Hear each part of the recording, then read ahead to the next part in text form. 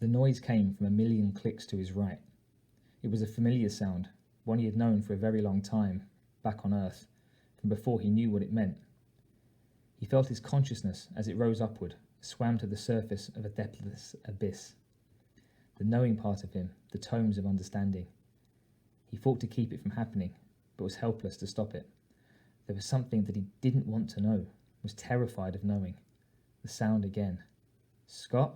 Scott, are you... Scott? Scott was with him. The blissful nothing dwindled away as the aches in his body stepped in to greet him, coupled with a horrible, consuming hunger. Scott? Scott opened his eyes, swollen eyes to blackness, and took a deep breath. He almost choked on the cloying, wet air. Scott, are you awake? Can you hear me? He coughed, the minor movement sparking 1,000 pains. Yeah. He swallowed gummy spittle and turned his head towards the voice. Tom? I think I can get my arm free, the other pilot said.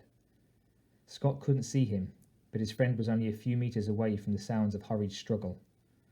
The rest of the nightmare clicked into place. Where did they go?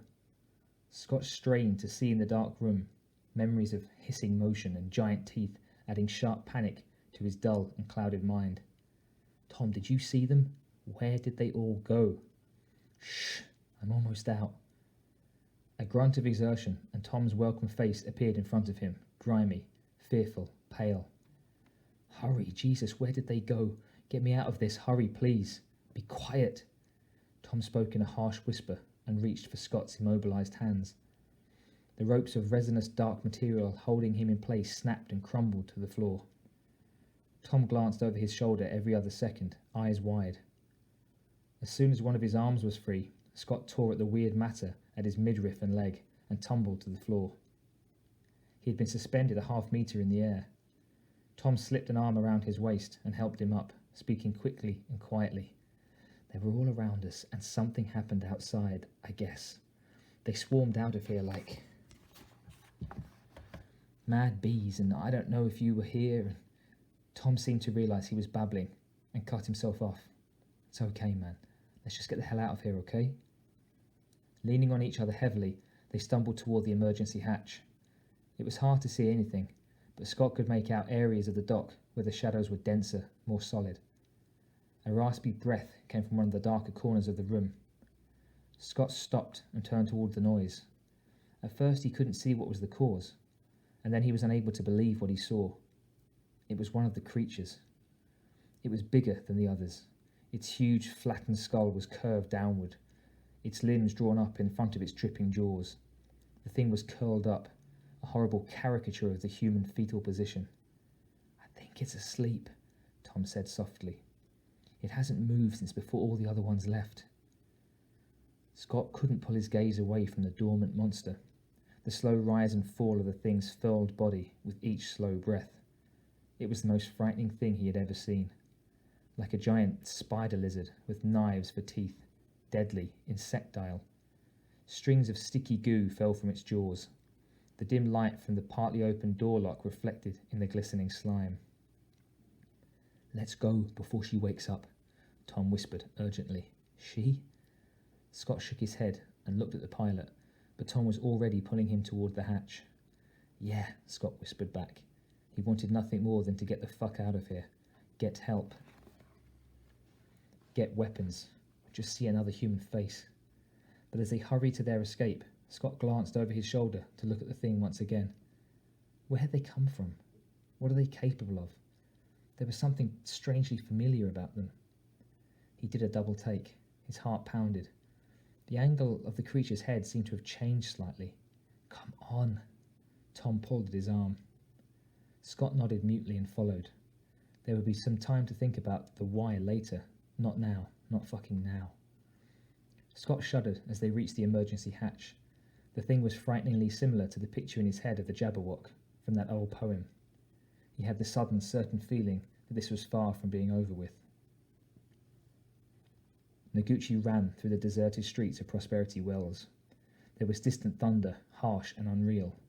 Thunder? She grabbed for the comset around her neck, feeling like an idiot for not having thought of it before. Everything had happened so fast. Hiroki, this is Machico. Do you read? A hiss of static, and then thunder assaulted her ears. She twisted the volume switch in a panic. Not thunder, gunfire. Hiroki, come in, please. Chico. The reception was bad, but it was him. The sound of his voice was music. Listen, I'm approaching the South Lock. We're in real trouble. You're not going to believe this.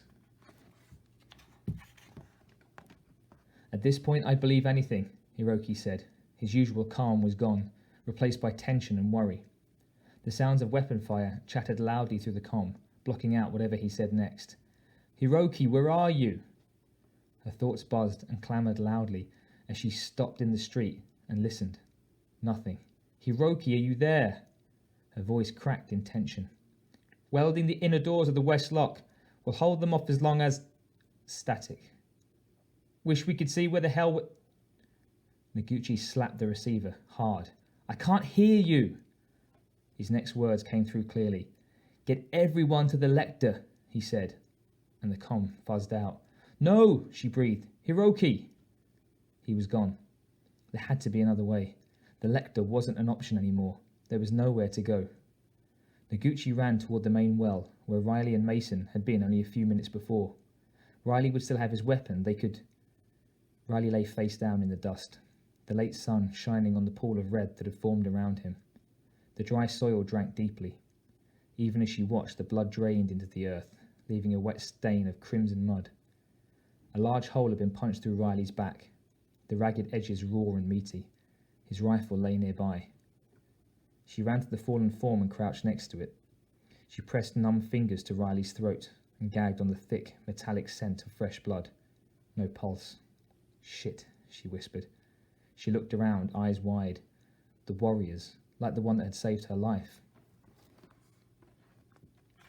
She reached for Riley's rifle quickly, stood, and heard a sound right beside her. Nothing so much like a sharp intake of breath. It wasn't Riley, that was certain. She turned in slow motion and saw nothing. She let out a sigh of relief. There was a lot to be worried about, but no immediate threat, at least. That was when the earth rose up, the dust wavering in the dimming light to knock her to the ground.